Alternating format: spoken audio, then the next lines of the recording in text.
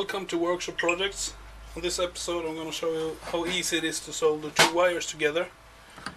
Just take your soldering iron, put some solder on it,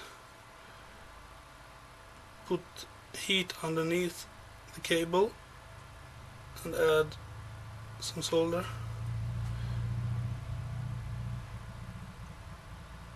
Like that. Then put them together so they are touching, and then add some heat underneath again and solder on top, just a little bit, so easy peasy. I'm having my brother-in-law to do some soldering. He has never done it before, so this will show you how easy it is.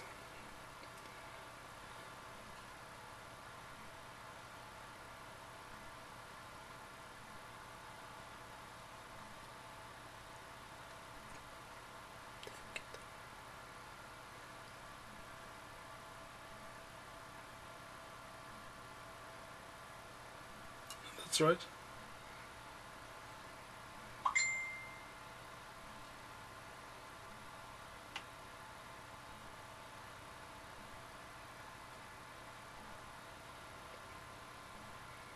Perfect.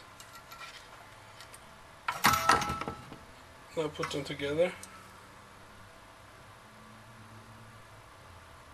Like this? Yes.